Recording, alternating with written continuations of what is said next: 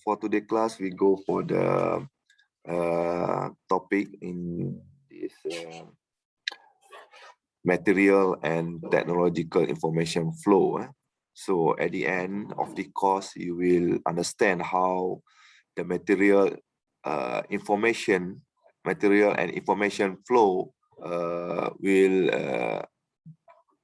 play a role, play a benefit, very what you call it, the important vital role in the manufacturing system. So you need to know what is the material flow, what is information flow, how to use it in the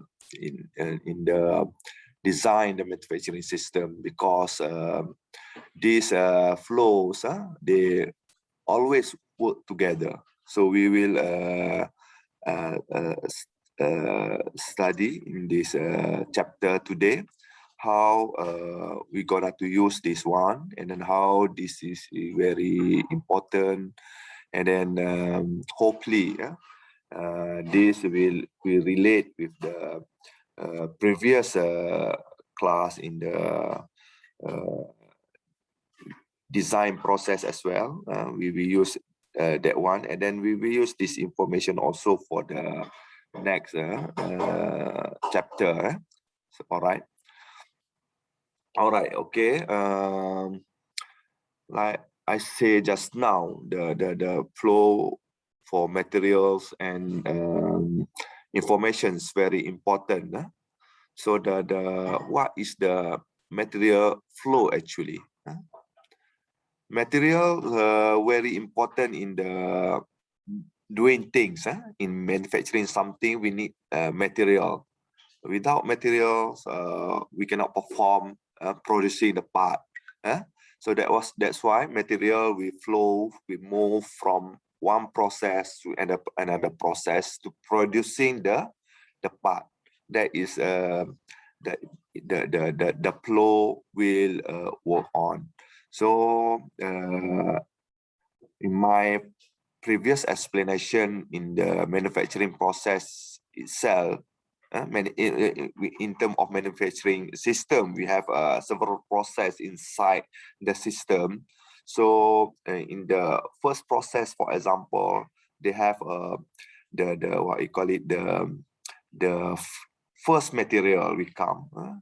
For example, they start with the steel bar, and then they're coming to the process. They will change the material properties, and then they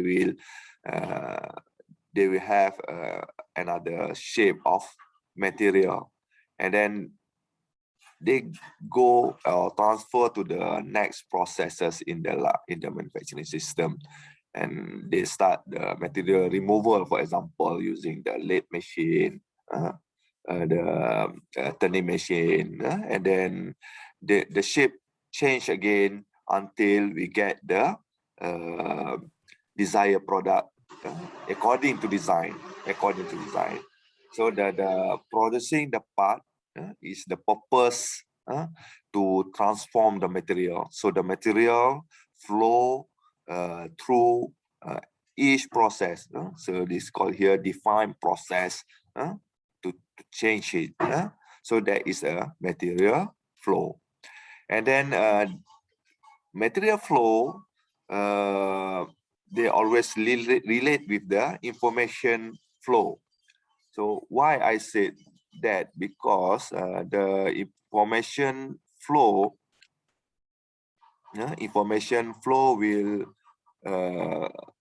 supply the information or the things what you want to do, like procedure, like instruction. So example, you want to make something in your kitchens. You need to have material like ingredients you want to use, groceries list you buy, and then in the ingredient or instruction in the menu, you have the how to cook that material to produce your food, your thing you want to cook lah. So the information there is the instruction.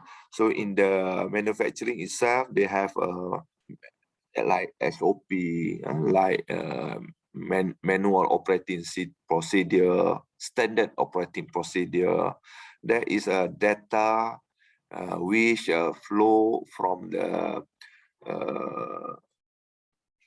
for example, engineering side, or here we put a manufacturer, so there is a company side lah. Company side, they produce the data, so the data or the instruction will come, and then they will give to the staff. So all vice versa. For example, the instruction or the information come from the floor, like operators. Operators, they have doing something in the line, and then they have some problem how to assemble that product. They have a problem with the machine, so they will give the information to the supervisor or engineering side to fix that problem. So those information flow is very important, because without that, the product cannot, the material cannot move smoothly, and they cannot producing the product. So this is conceived with the production planning, like I said just now, production planning and design, like I said just now. We have give the information from planning and design itself, because in design we have brainstorming. We need to, for example, you in the team in the design, you need to do a brainstorming to find the definitions, the specification of the objective, what you want to do. There is all information. So this information you gather, and then you make a summarize, and then you need to do some analysis, synthesis and analysis. That is how you combine those information, and then you relate with your what you want to do, and then from there you start the design, you start the concept, and then after that you do some evaluation and prototype. So those information, you gather everything, you put in the one presentation or one CAD data. You learn already computer integrated manufacturing. All this data you can use for manufacturing. You can transfer all this information or data to the manufacturing in terms of CAD data or report itself. So this data, we call it information, which can use for the process planning and design. In the process planning and design, you always thinking how to produce your design. So you get the data from the design section, and then you plan how to manufacture the product you design. So is it you want to use a lathe machine, or is it you want to use a grinding machine or turning machine? So you design the layout or the process which is related to the design you designed before. So this information very useful if you have a CAD data. You learn already in the computer aided manufacturing. If you have this CAD data, you just transfer into your machine, and then you can monitor simultaneously and during the production. Even you can see the process, and then you can change the sequence, or you can set the sequence for the process using this all information given in design stage. So this information very related. So if you don't have information flow, you cannot use this information to produce the product. So you see the information and material just need each other. They need the information and also the information, and then they need also the material flows to make something or to make product can be produced. So you see here the typical production side. They have information coming from the customer, for example, in the receiving. The receiving area, they have always loading and unloading. They receive something, the instruction, for example, the how much the order for this time. They get the order from customer, and then they always prepare the material in the warehouse. This is the material we flow into reserve section in the warehouse, intermediate production in the warehouse. This information we flow together with the material itself, because when material coming, you need proper instruction where to place it, which production will use this material. So without that, the operators and the staff cannot doesn't know which operation need that material. So they need the proper instruction to handle, and then to bring the material to the production line to prepare the orders, the quantity required, and then after that they do a packaging and dispatch the order to the customer. This will done in the using this sequence in the manufacturing or in the system in the manufacturing. So you see here with the summarize from previous picture, you can see the vendor. The vendor always get we always get the order from the vendor or supplier, and then we need to prepare the product, for example, and then we need to dispatch back to the customers. So the vendor, we will supply the material based on our requirement.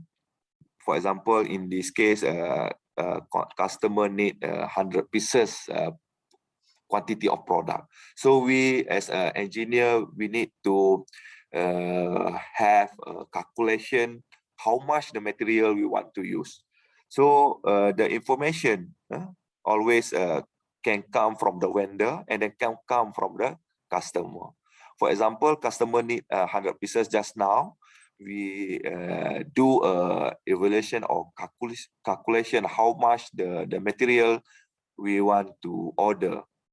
So we pass those information to the our vendors or our supplier to supply the right, the correct information to us, the correct material to us.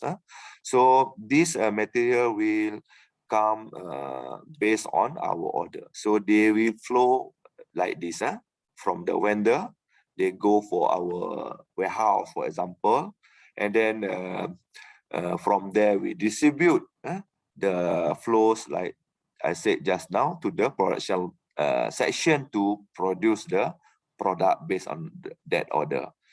The flow just from vendor side to the consumer. That is the material flowing. But the information can vice versa. They come from vendor, also they can come from customer or consumer. So in next section, you will learn about push manufacturing and pull manufacturing.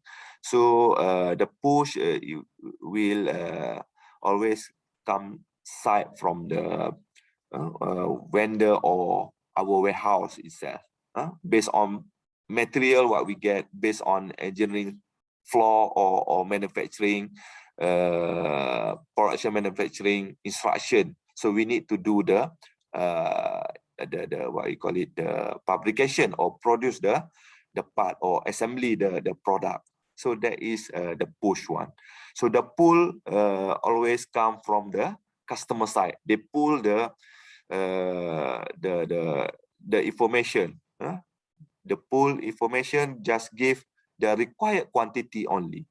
For example, in this case, production, the consumer or customer need only 10 pieces product. So they pass this information to the production to pull the process, to work the process. And then the production give the information to the engineering or warehouse side, the requirement of their production only, they need only 10 pieces, for example, from this case.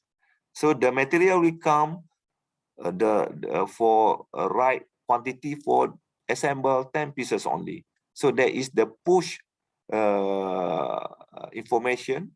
The pull information come from the customer for the production. And then the warehouse, they will, after they produce 10 pieces material to the production side, they need to top up another 10 material already supplied to the production side. They need to top up again. They just order from the resources or vendor to coming the right quantity. So they just order 10 pieces. So that is the pull system. They work like that. But you can see here for the money flow, they just opposite direction with the material flow, because we need to supply first to the customer, and then the money will flow. We will invoice the customer based on our order, based our the quantity we supply to them. So this is the money flow. And then always for more robust and accurate understanding of the usage and waste of the material within the process. This is very important because we need to have all this information to design our process with the accurate instruction, accurate material, so we don't use to waste the material. We use with the right quantity, right amount. So then we can estimate the cost of the process itself. So without that, maybe we just order to refill our warehouse with the material. So we don't bother about the quantity relate to the production side or customer side. If like that, we already learned in the previous class. I already said work in process. Work in process is the inventory. We keep inventory in our warehouse. We will cost money to order. So we need to eliminate that inventory to make sure our what you call it, the profit will be high, and then we can produce based on manufacturing lead time, production capacity. So this estimation, the cost to run the production in the process is very important when we know the material flow and information flow. Okay, this is one more chart here, or photo here, how the material flows. So what I want to stress here, when we manufacture the product based on material given to us, so we do a inspection here. So the inspector will see the product, what we produce, and then we always control the quality of the product before we deliver to our customer. So only the good product we deliver to customer, and then if we have find the defective product, defect, so we need to return back to manufacturer or the process in line in production. So you see here, the material we flow, and then we do a revert here, the process again before we can deliver to the customer. So the inspection also can segregate whether the defect product cannot be revoked. They will go for scrap. So cannot revoke anymore, they just send to the scrap. So the material here, either we can change the material to the good profit in terms of deliverable good to the customer, or we just make a revoke process. Of course, we need to have additional cost for manufacturing for the defective part, but this one we as an engineer can count, can do an estimation like I said before with this all information.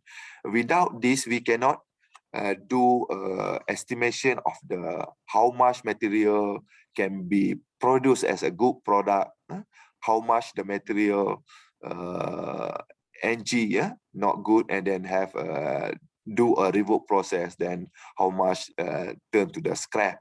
So this all information, because we have input here, we can already calculate in the earlier how much we receive the input, and then how much the we change the input to the output is this, which is deliverable good to the customers.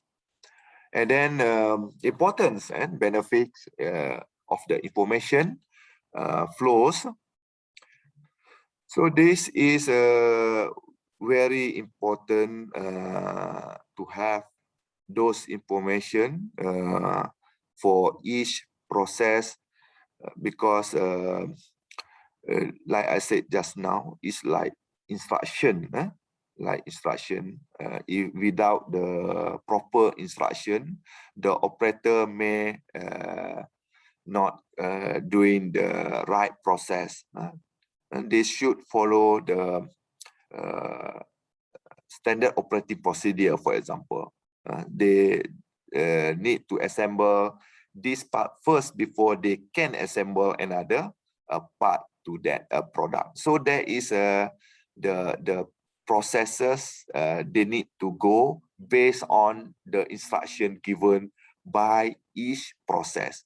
So that is the information flow benefit or importance to the operator when they're doing the assembly process. And then this information, this instruction can make operator doing job faster. They can do a faster without thinking what they should do.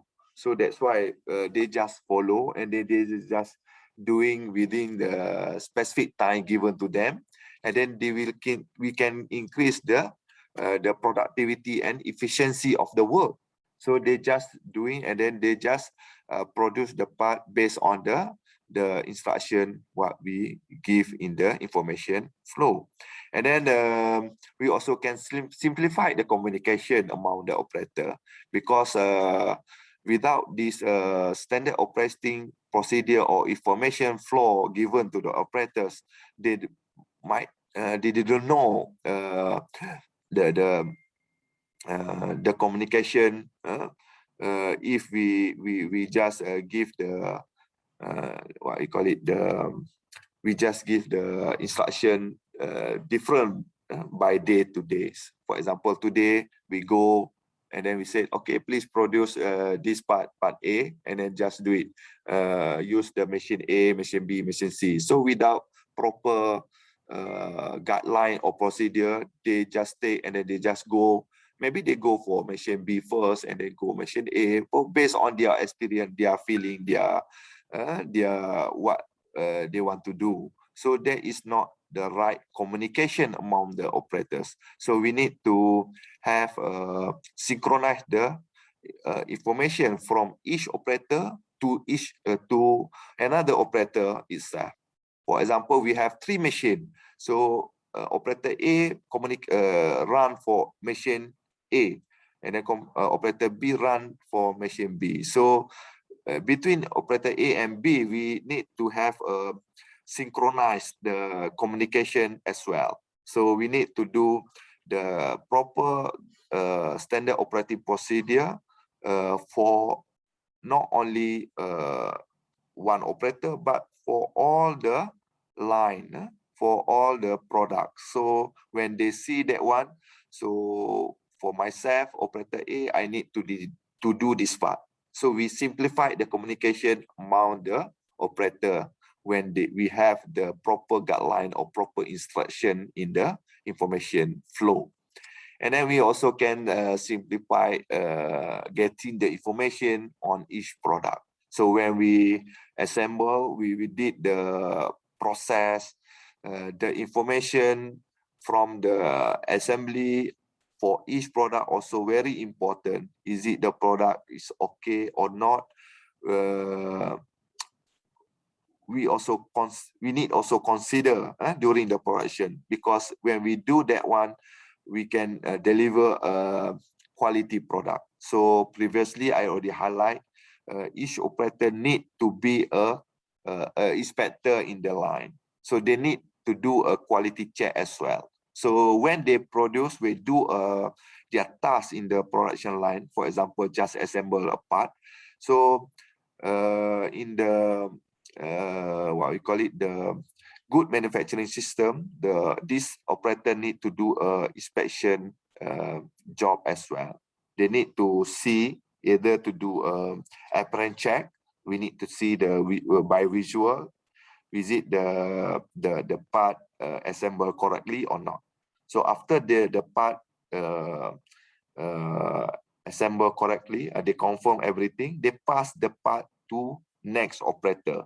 That is how the information from each part, they just flow from one operator to another operator before finish the product, before product go to the finishing line at the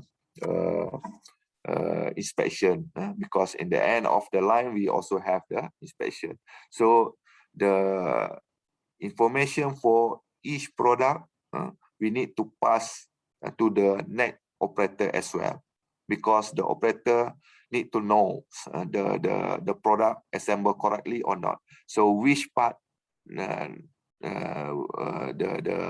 what we call it, which part does not assemble yet. So they know already. So they just assemble, and then maybe the operator from that portion and that part can also do a inspection for the previous what you call it, assembly process. So they can see either the part already assembled by previous operator or not. So that is the information they will can pass to the previous operator by say that, oh, you already done your job, and then you assemble well, so I continue for my process, and then I will assemble and then pass the product to the next operator again. So the next operator just doing the same thing, and then see the information for the assembly for that part already complete or not. So that's how we simplify the communication among operator, and then simplify getting information on the each product. And then manufacturing system of material flow in factory, we have this conversion and transportation and storage. So what is the conversion operation process? So conversion operation process are done in the workstation or work center, because in the production we have for example, in the job shop or small quantity production, we have several cell or several workstation produce to process the part, to produce the part. So in that workstation, they always have a machine. For example, they have one CNC machine, they have tool there, they have a jig there, and then the operator to do the process, conversion process, for example, material removal, to run this machine, to convert the raw material, into the product by changing their form structure. So the conversion always have a workstation, and then conceive with the machine, and then convert the raw material into the product by changing their form and structure. And also we have a transformation, produce raw material for manufacturing by changing their nature or extracting them from their ore. So for example, in the iron ore, for example, we get the iron ore, we change to the steel bar in terms of making material to change from their existing material to another form material. So that is for steel. In Brunei, we have oil, for example. We process and then we use to change it to plastic to have a pellet. In terms of injection molding, we can use this plastic. In the thermoplastic, also we can use this material, raw material. And then also we have we have another sand, silica. So we produce, we transform this sand or silica to the glass, for example. That is to produce raw material. In this stage, we just produce, transform from their nature, from their original one, extract them to their ore, like steel, glass, or plastic. And then we have metamorphic, deformation. What is deformation? Product produce the part by changing their form, shape, geometry. Deform mean we can change the we get the steel, for example, steel in the transformational process. We do a deformation. We get a steel bar. We need with the rectangular shape, for example, we need to change that shape to sword, for example, to blade, for example. We need to have a deformation process. So this deformation process can change the structure without a quantitative mass change in the original material. So remember, we see the casting process in the beginning of the class. So we have molten metal, we put in the sand casting, we can produce the casting iron, for example, or casting aluminium. So that is deformation process. So we can also do forging, extraction, molding, metal forming, powder metallurgy, and high energy forming, that and so on and so on. So there is a deformation process.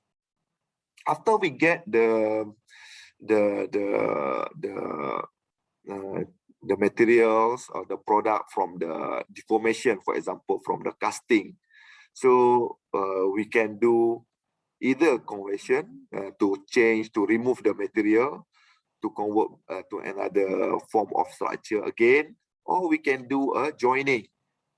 We have several material we want to assemble, to attach, produce part by attaching another material to the original workpiece. So we need to do a welding, adhesive bonding, plating, coating, and painting, and others, riveting, for example. So we need to do a joining process. So this is a joining to produce part by attaching another material to original workpiece. And then we also have material removal, like I said just now, where we have a finished casting, we have a product. So we need to remove some material, unnecessary material to produce part by removing a portion of material from the workpiece material like chip and debris. In this process, we reducing the weight volume of the product. By remove the material, we reduce the weight and the volume of the product. So we can use a machining like CNC machine for lathe machine, lathe process, turning process, grinding, advanced machining. So this is a material removal process. Okay, we also have another process like treatment. We have a treatment produced part by surface using the heat treatment, carbonizing, nitriding, chromizing, quenching, annealing, normalizing, tempering. So these are treatment process. So in treatment, for example, we get material deformation from the part to the blade, for example. So at the end, we do a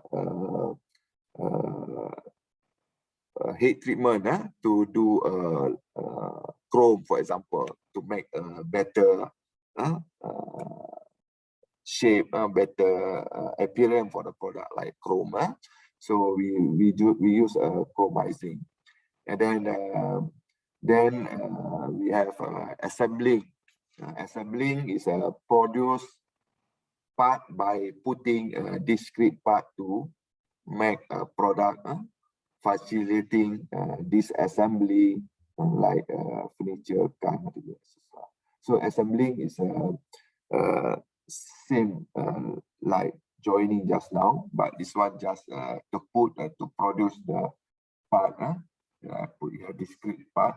So we have several parts by unit, and then we need to assemble to become another part.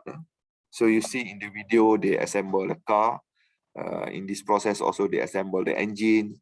So there is and then the part go to the one section to complete assemble for complete car. So there is a producing a part by putting discrete part together.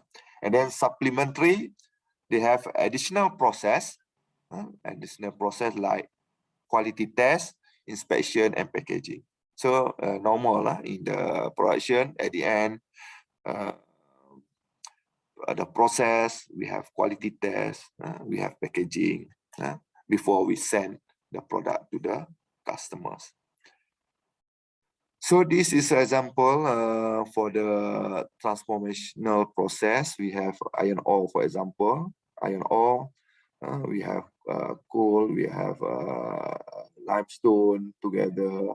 We put the furnace, and then we have a bar, steel bar. So this transformation process, they need to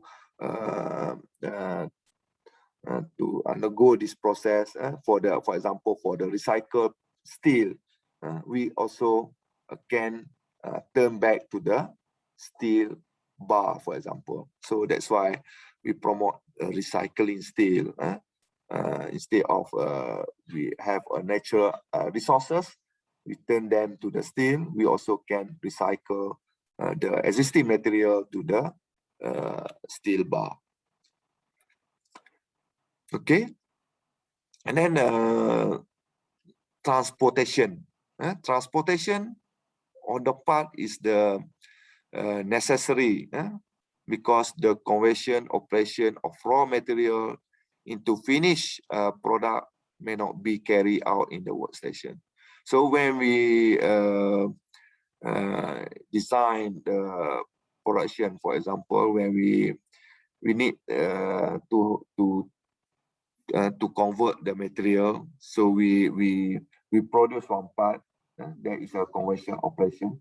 So when we finish, maybe we need to have another process for that particular material. So we need to bring them to another place. So we need to transport that part to the another process.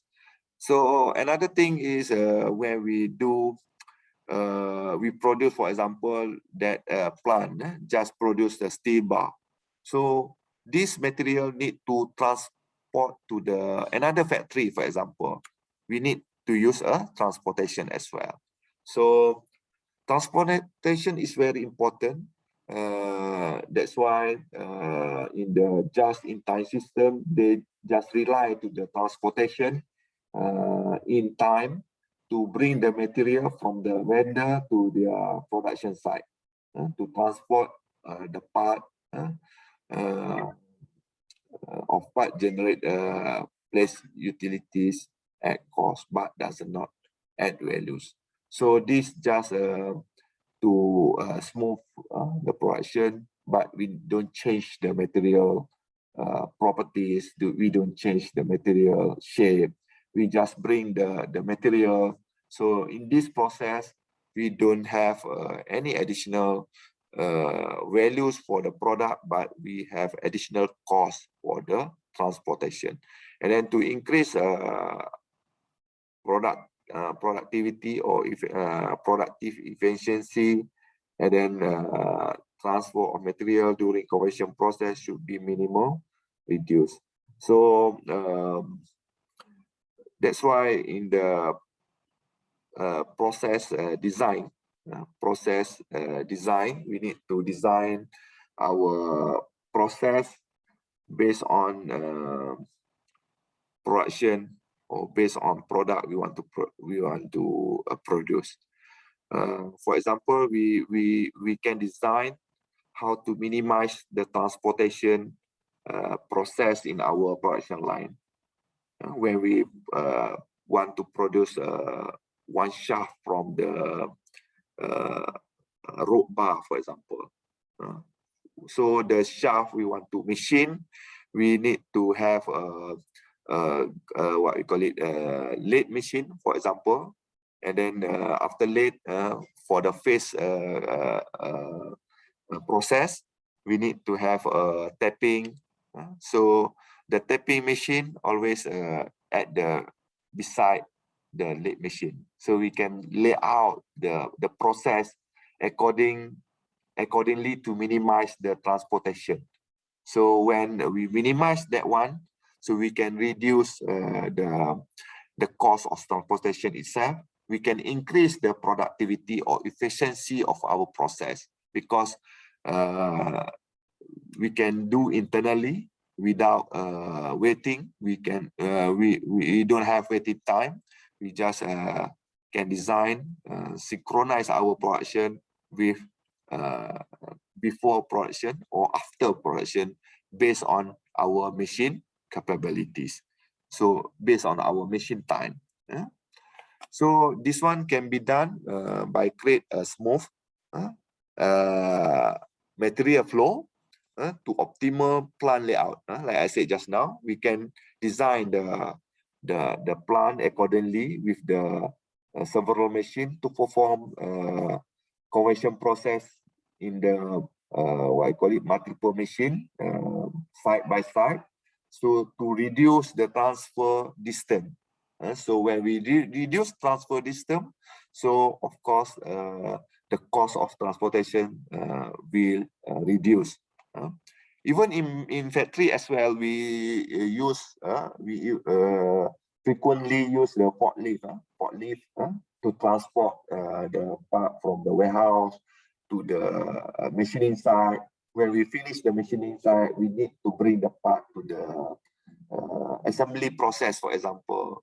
So the forklift, when we use, they incur the cost because of the diesel engine. Even if you use electric forklift, also battery forklift, also we need to buy a battery, to replace battery, to charge the forklift with the electricity, or to refill the diesel. So there is the cost occur in the production using the transportation. Even we need to maintain the forklift, the tire, the engines, for example. So this is the cost. So when we design to reduce the transfer distance, or you can use a manual or using minimize transportation. To minimize transportation, we can increase the productivity, and then we can increase the profit when we produce the part. And then a unit load method to establish the maximum transportation by group. So when this one also can reduce the cost as well. So when we design the transportation part, we need to utilize the capacity of our transport. So we can group the product either to the shape, size, or weight by their volume. So we can just go together without weightings.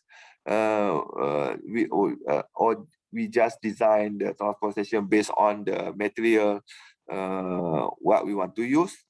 It's better we just combine together. We make a proper arrangement by grouping, and then we can do a one instead of 2 or 3 times transportation, we can reduce to only to 1 or 2 transportation only. So this is how we reduce the cost in terms of transportation, and then we decrease the number of transfer activities.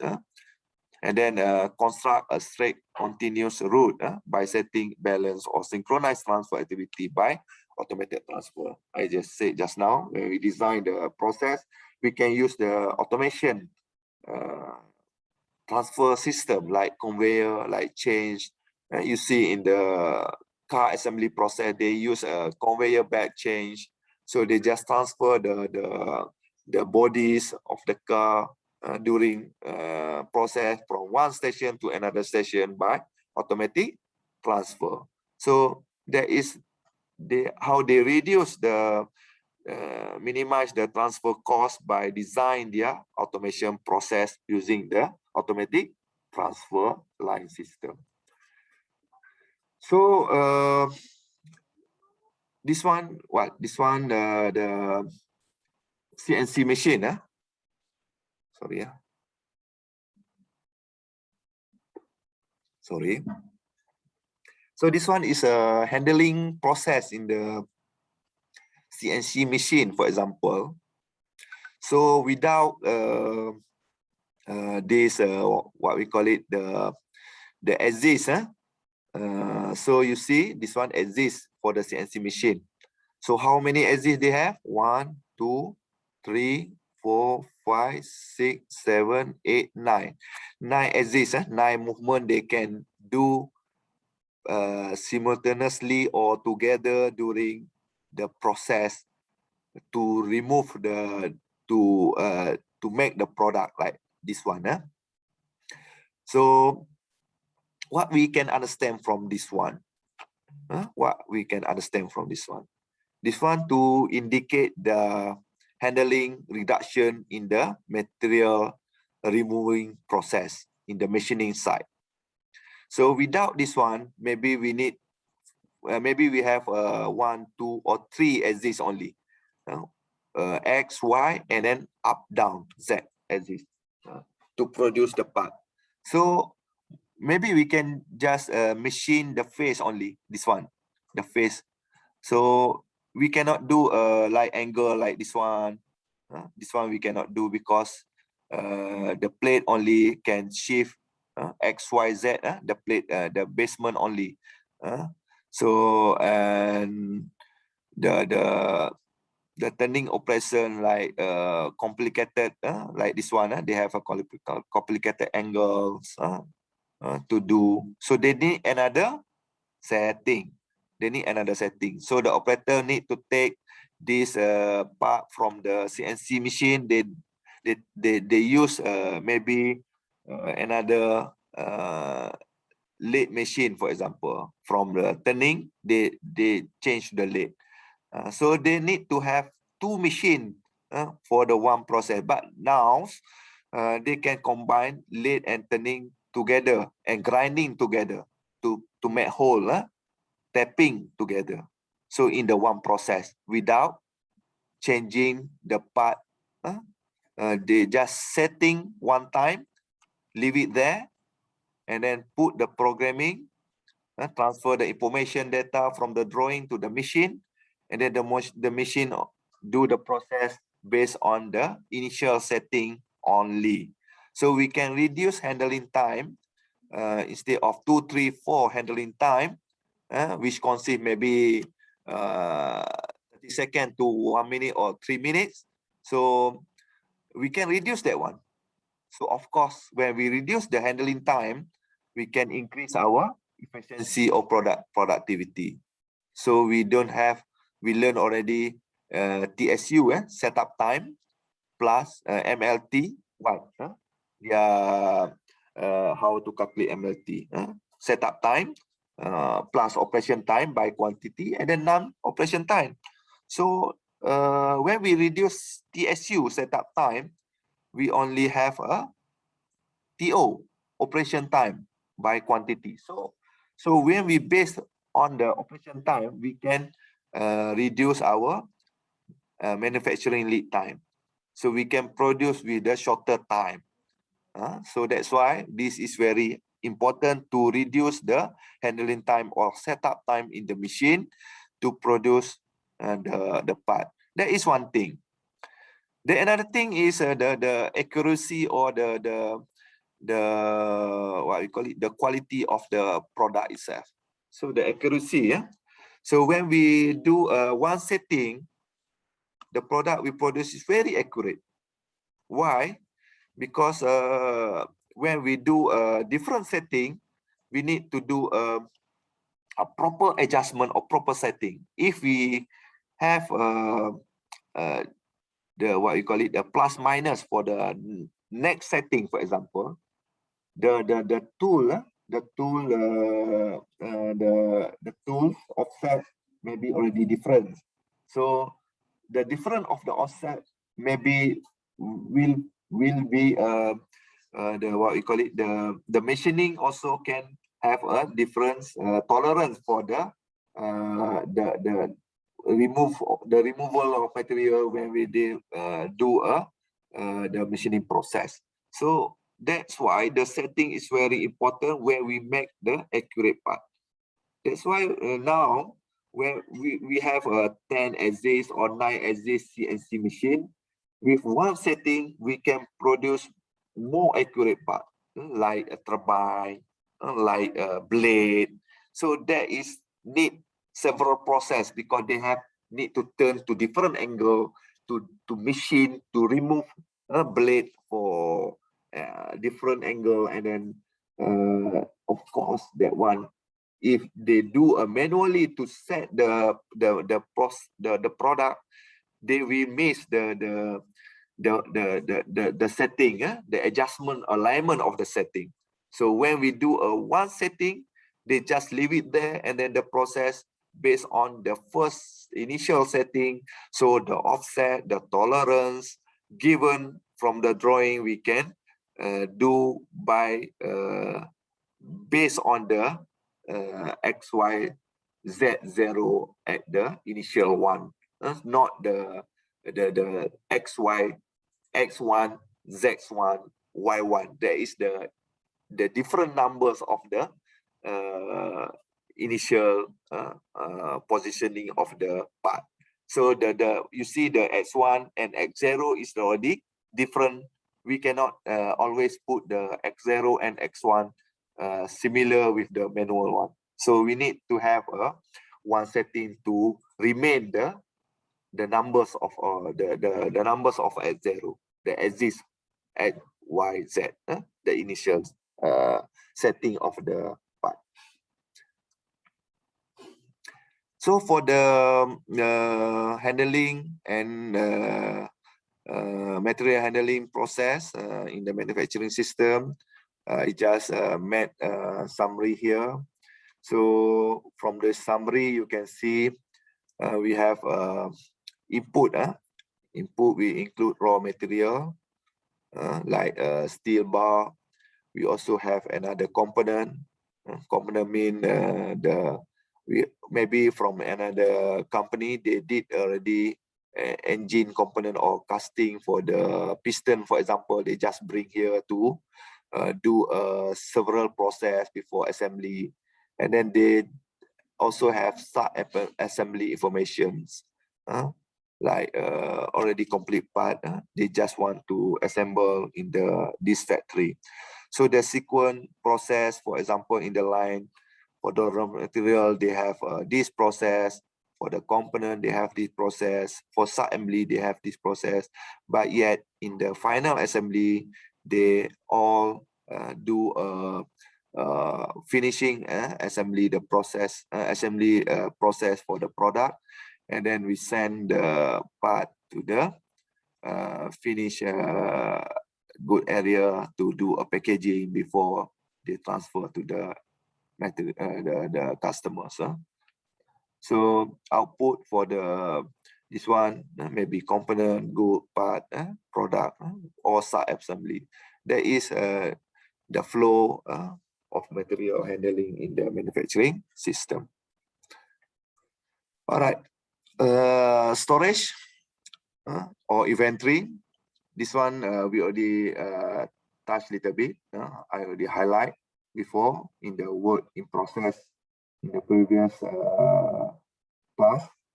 So the inventory is the stock at the warehouse or temporary stay between workstation. So the stock they always keep for the to make sure the process becomes smooth, actually, and becomes smooth flow in time. When we want to make something to produce product, we already have material, they will come. That's why we keep stock in warehouse. That's why we keep our material in warehouse to make sure we can produce product just in time. But remember, just in time system introduced by Toyota, they don't keep the stock. They just order the stock. They just share the information, actually. They just share the information, what we need, what they need to customer side, to the vendor side. For example, when they do a blade, do a frame, manufacture the frame for the car, they know already they already produce 10 pieces of frame of the car. So they maybe they plan to make a 10 car already. So in that time, the information they already passed to the seat vendor. Seat vendor need to produce 10 set of seat of the car.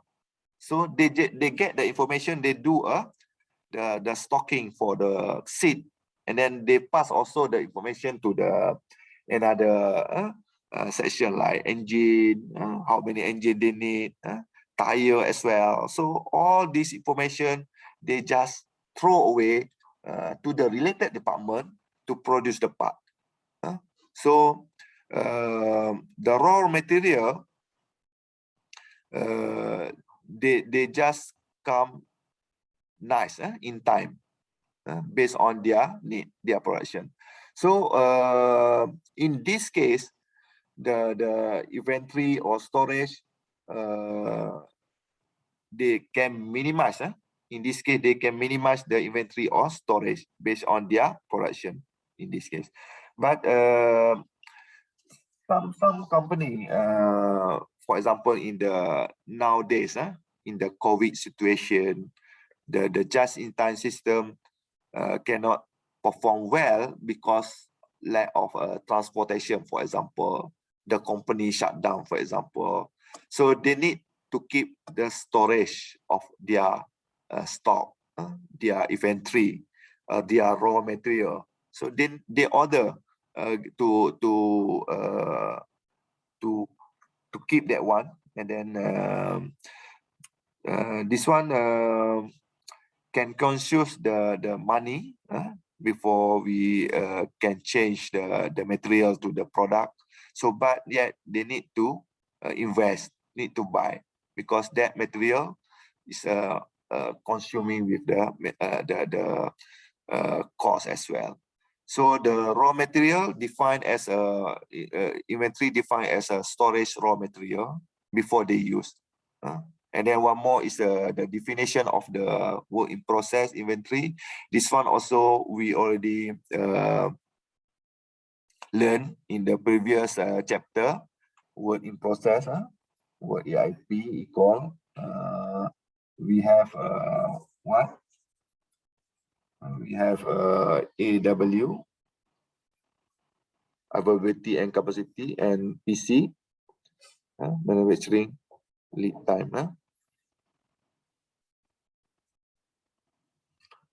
It's correct. So there is the work in process.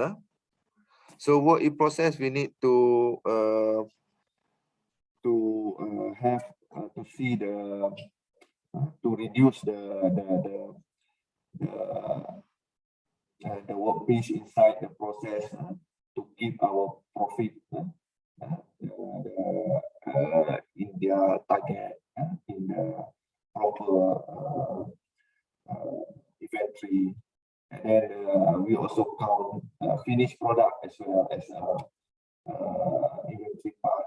So when we need to keep the finished product in the storage before we ship to the market, so that one also count as inventory or storage.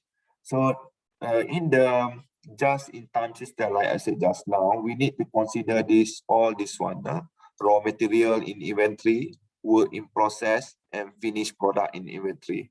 So when we consider all this one, we can always design the good manufacturing design system, and then we can produce, we can get better efficiency, can increase the productivity, can also increase our profit.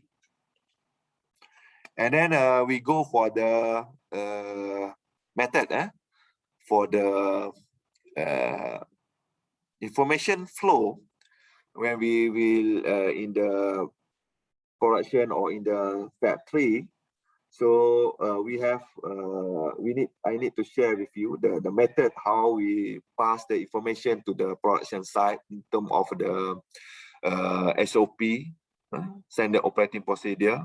So the process, we have a process flow chart, the standard chart, the communication between the operator to the another operator.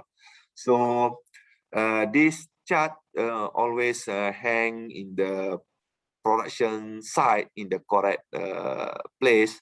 The operator can see it, the supervisor can see it, the engineer also can see it, and then they will follow. The operators will follow this chart when they doing the assembly or production process. So the method using flowchart method. So we always use this symbol, operation and inspection.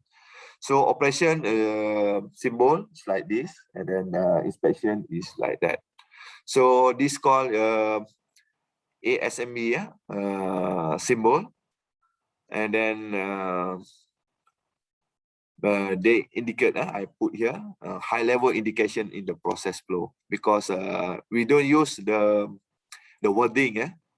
Please do assemble this one, do the inspection. So we minimize the wording, and then we just use the symbol because the symbol universal symbol, ASME symbol, American standard.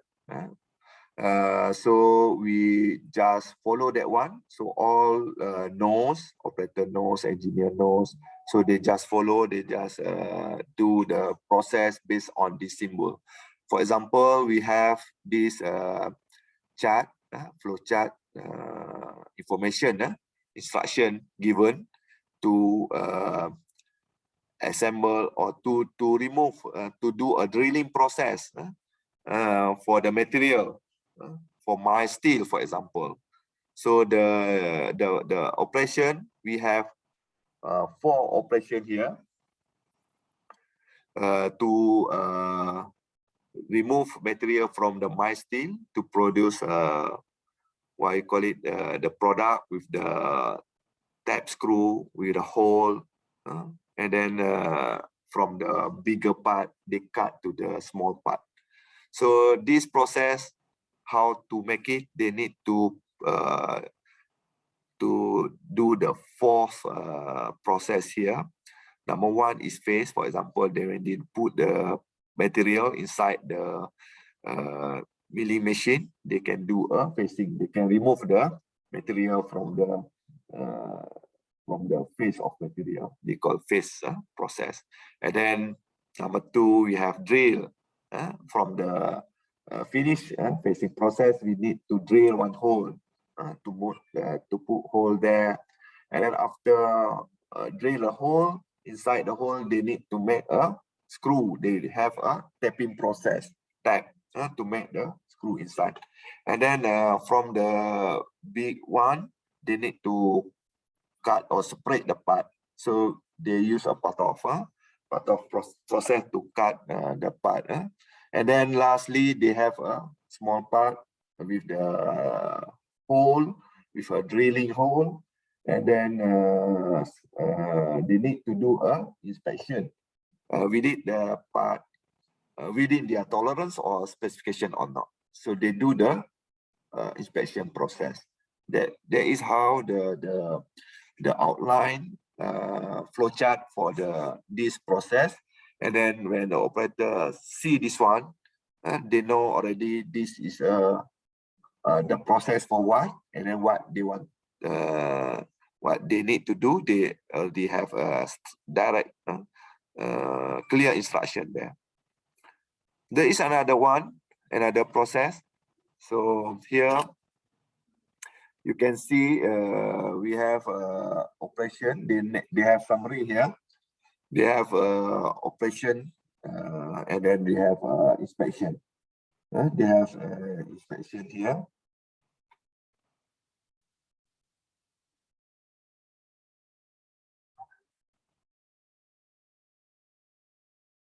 Sorry, yeah. So they have inspection here, 2 inspection, and then the process from number 1 to number 6, and then they have another. They have 1 operation, and then 7 to 8 another operation, and then they have another inspection here.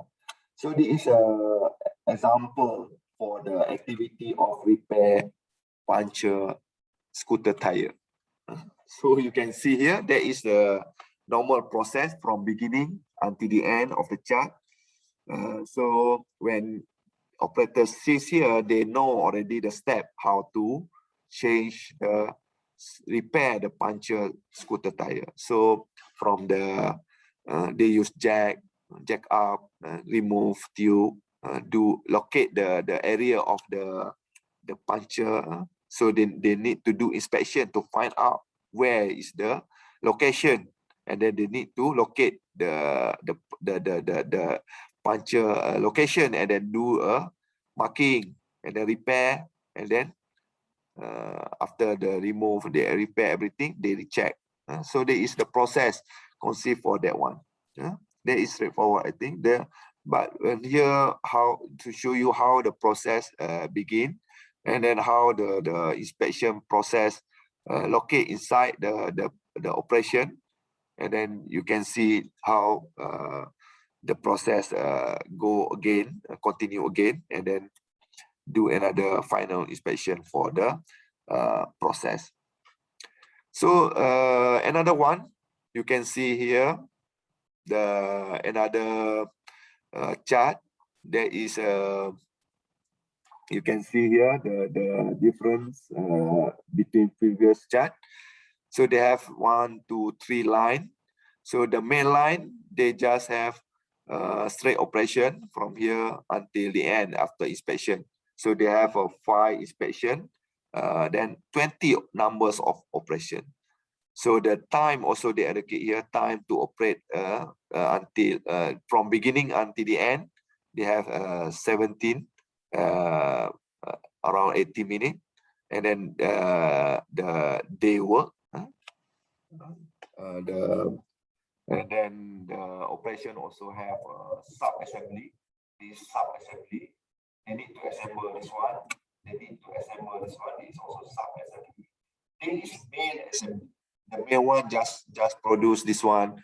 At this point, they need to assemble this sub-assembly process to the main assembly. So they assemble in this side.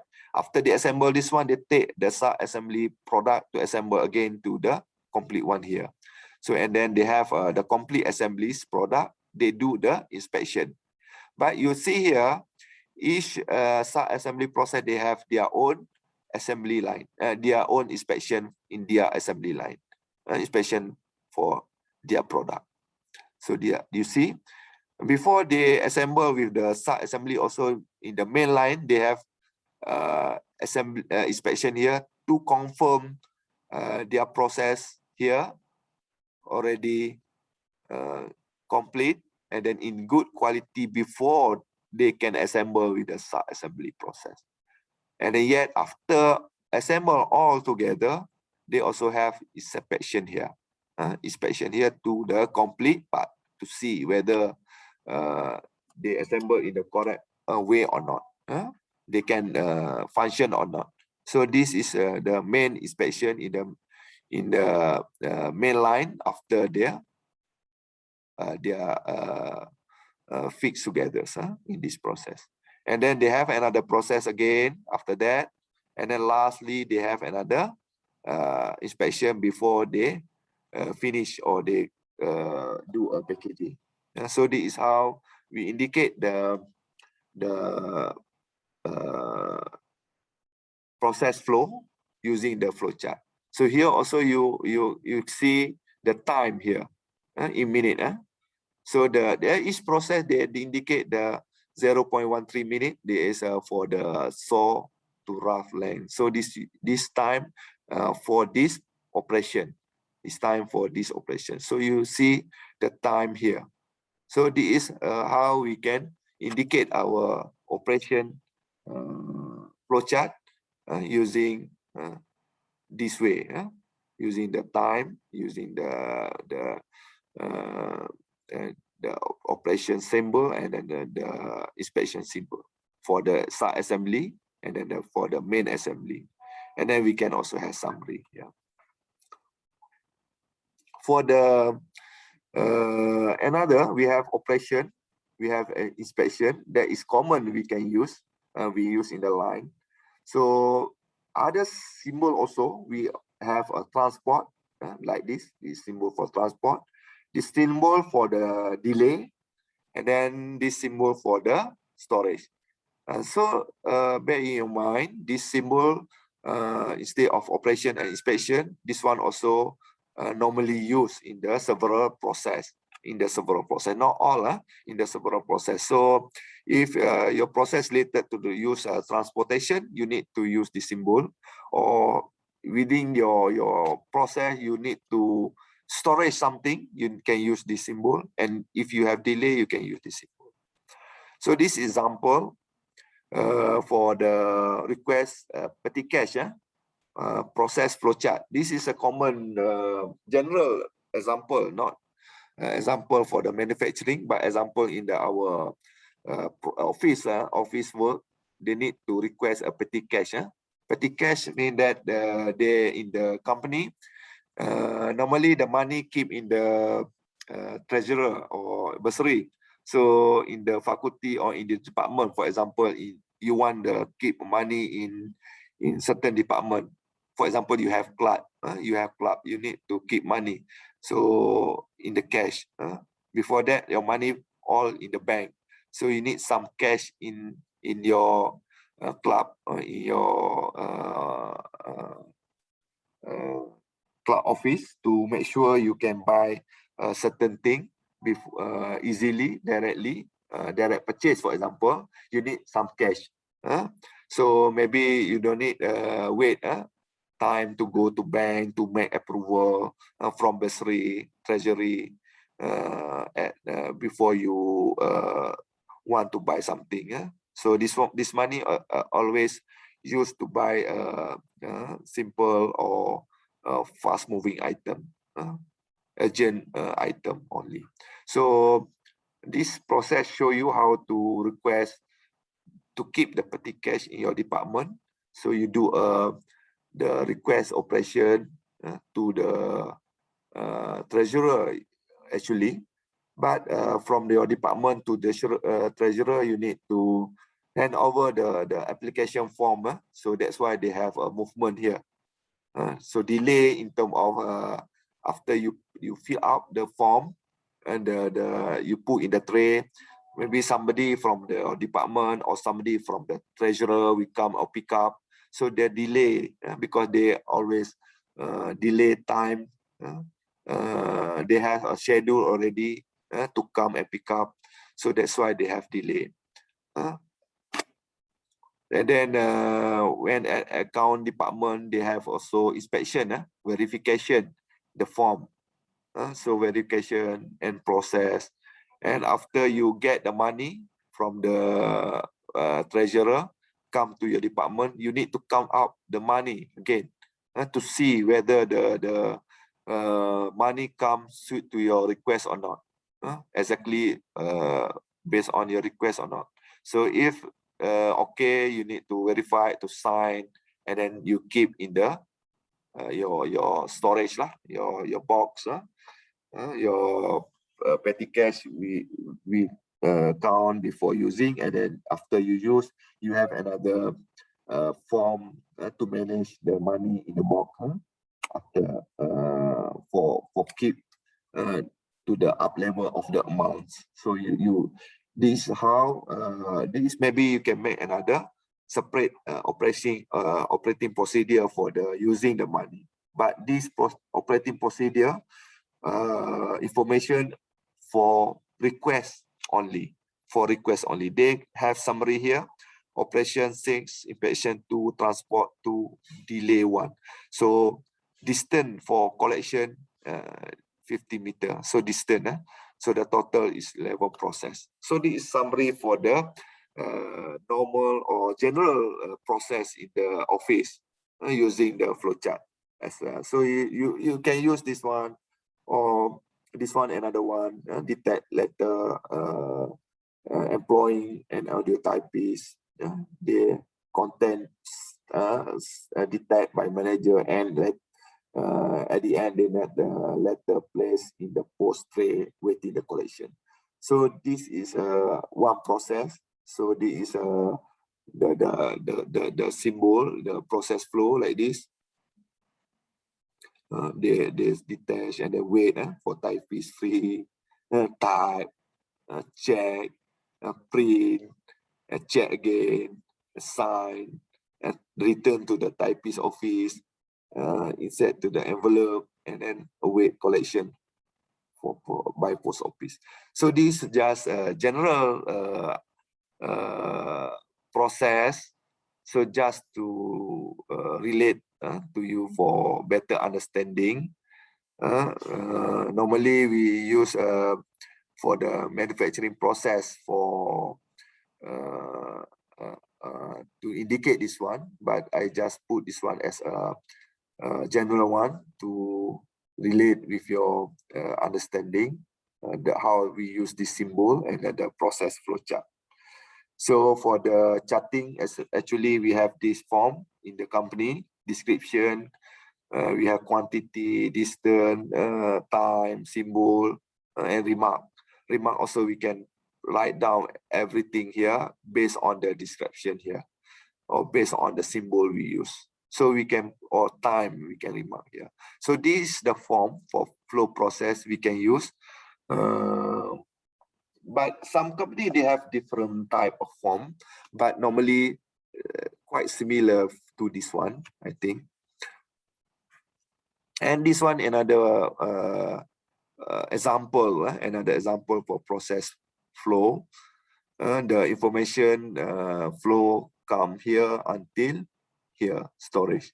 This one to make the egg tray from the waste paper. They will process the waste paper to the egg tray. So this is the process. They put initially they define out the waste paper from the customer or from the society, and then they put in the storage. That is the old newspaper, waste paper, everything, office paper, they put in the storage. So when the storage, they have enough paper, they transfer to the mixing machine for pumping and mixing machine, and then mix to process the paper, and then they convey to the forming. They transport, and this one is the transport symbol. They have forming to form the waste paper after they make mixing just now. Of course, this one they have ingredient to put water, to put additional thing inside the mixing or pumping process, and then they have a form to form the shape. So after forming, complete forming, they take out and they do a drying process. They dry the egg tray. After they dry, they complete drying, they make counting and inspection the tray. They see the tray is okay or not. They do the inspection. If not okay, they will reject. They will, maybe they will go for the this one again to recycle the part.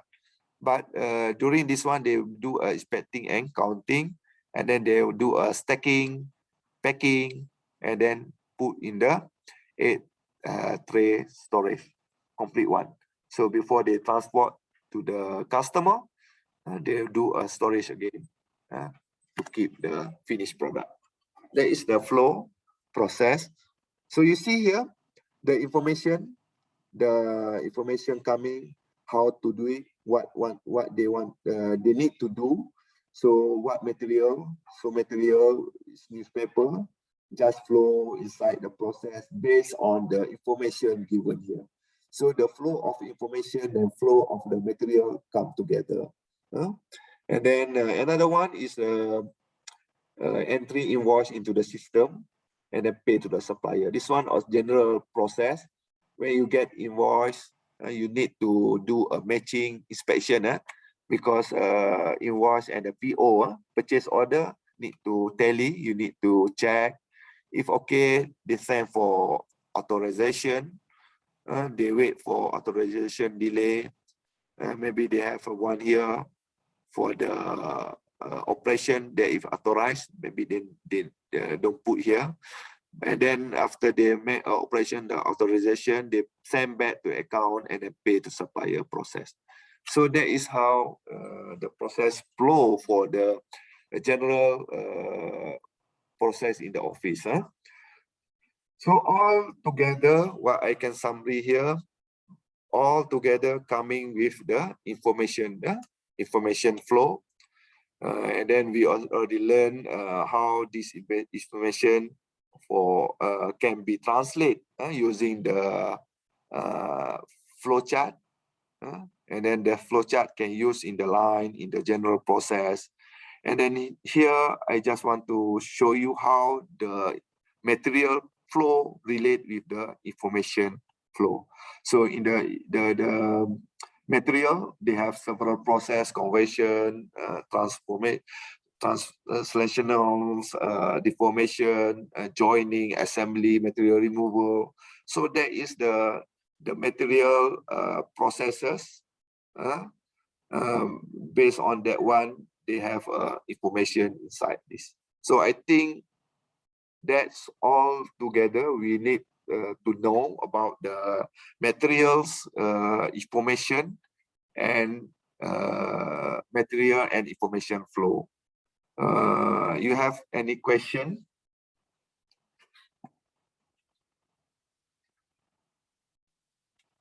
I think this class today just straightforward to brief you the importance of the information and the material flows. So just take take this one as your punya information how to use in the next chapter in terms of design process. And then previously we know about manufacturing processes. So this all use the information and material. So it just relate from previous class, and then the next class also we use this information. So I think that's all from today. Any question?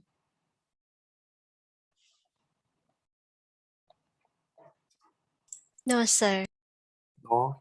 All right. So thank you. So I think if no question, we just finish our class today, and then next you will have